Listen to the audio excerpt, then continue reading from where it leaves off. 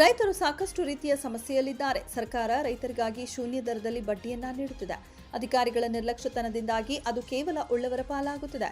ಬಡ ರೈತರಿಗೆ ದೊರೆಯುವ ಮೂಲಕ ರೈತರ ಬದುಕನ್ನ ಹಸನ ಮಾಡುವಲ್ಲಿ ಸಹಕಾರ ಕ್ಷೇತ್ರ ಅನುಕೂಲ ಕಲ್ಪಿಸಿಕೊಡಬೇಕು ಎಂದು ಶಾಸಕ ಯಾಸಿರ್ ಖಾನ್ ಪಠಾಣ್ ಹೇಳಿದರು.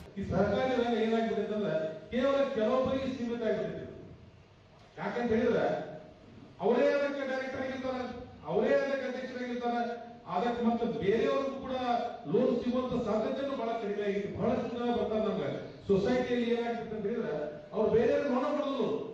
ಸವಣೂರು ಪಟ್ಟಣದ ತಾಲೂಕಾ ಪ್ರಾಥಮಿಕ ಕೃಷಿ ಮತ್ತು ಗ್ರಾಮೀಣ ಅಭಿವೃದ್ಧಿ ಬ್ಯಾಂಕ್ ನಿಗಮ ಸವಣೂರು ನೂತನ ವಾಣಿಜ್ಯ ಮಳಿಗೆಗಳ ಉದ್ಘಾಟನಾ ಸಮಾರಂಭ ಕಾರ್ಯಕ್ರಮದ ಕುರಿತು ಮಾತನಾಡಿದ ಅವರು, ಸಹಕಾರಿ ರಂಗ ಕೇವಲ ಉಳ್ಳವರಿಗೆ ಮಾತ್ರ ಸೀಮಿತವಾಗಿರದೆ ತಮ್ಮ ಅಧಿಕಾರ ವ್ಯಾಪ್ತಿಯನ್ನ ವಿಸ್ತರಿಸಿ ರೈತರಿಗೆ ಹೆಚ್ಚಿನ ಸಾಲ ಸೌಲಭ್ಯ ಒದಗಿಸುವುದರಿಂದ ರೈತರು ಆರ್ಥಿಕವಾಗಿ ಸದೃಢರಾಗಲು ಸಾಧ್ಯ ಎಂದು ಅಭಿಪ್ರಾಯ ವ್ಯಕ್ತಪಡಿಸಿದರು. ಕ್ಷೇತ್ರದಲ್ಲಿ ಸುಮಾರು 40% ಜನಸಂಖ್ಯೆಯನ್ನು ಹೊಂದಿದ್ದು ಶಿಗ್ಗಾವಿ, ಸವಣೂರು, ಬಂಕಾಪುರ ಪಟ್ಟಣಗಳಲ್ಲಿ ಕುಡಿಯುವ ನೀರಿನ ಸಮಸ್ಯೆ ಎದುರಾಗಿದ್ದು ಸುಮಾರು 500 ಕೋಟಿ ವೆಚ್ಚದಲ್ಲಿ ಶಾಶ್ವತ ಕುಡಿಯುವ ನೀರಿನ ಯೋಜನೆಯನ್ನ ರೂಪಿಸಲಾಗುವುದು ಎಂದು ತಿಳಿಸಿದರು.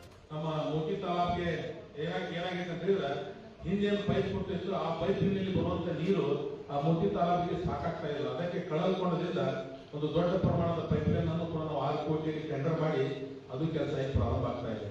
ವಿಶೇಷವಾಗಿ ಸವಣೂರು ತಾಲೂಕಿನ ಏನಾಗ್ಬಿಟ್ಟದೆ ಅಂತ ಹೇಳಿದ್ರೆ ಯಾವುದಕ್ಕೂ ಕೂಡ ಒಂದು ನೀರಾವರಿ ಮೂಲ ಇಲ್ಲದಂಗೆ ಆಗಿದ್ದೇನೆ. ಸವಣೂರು ಏತ ನೀರಾವರಿ ಯೋಜನೆಯನ್ನು ನಾವು ವಾಪಸ್ ಅದನ್ನು ಪ್ರಾರಂಭ ಮಾಡಲಿಕ್ಕೆ ಮಾನ್ಯ ಉಪಮುಖ್ಯಮಂತ್ರಿಗಳ ಹಾಗೂ ಮುಖ್ಯಮಂತ್ರಿಗಳಲ್ಲಿ ನಾನು ಮನವಿ ಮಾಡಿ ನಾನು ರುದ್ರಪಾಲ ಮಾಡಿದ್ರು ಕೂಡ ಸುಮಾರು 350 ಕೋಟಿ ರೂಪಾಯಿ ವೆಚ್ಚದಲ್ಲಿ ಸುಮಾರು 12,500 ಹೆಕ್ಟೇರ್ ಪ್ರದೇಶಕ್ಕೆ ಏನು ಕಳೆದುಕೊಂಡಕ್ಕೆ ಪೈಪ್ಲೈನ್ ಬಂದು ದೊಡ್ಡ ನೀರಿನ ಬರ್ತಾ ಇದೆ, ಆ ನೀರು ವೇಸ್ಟ್ ಆಗ್ತಾ ಇದೆ.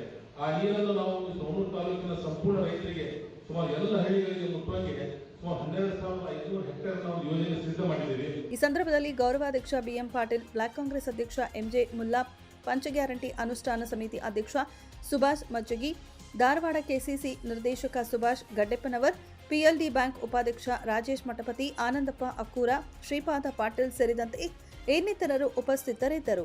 Suresh Yaligar, 9 live news, Shiggavi.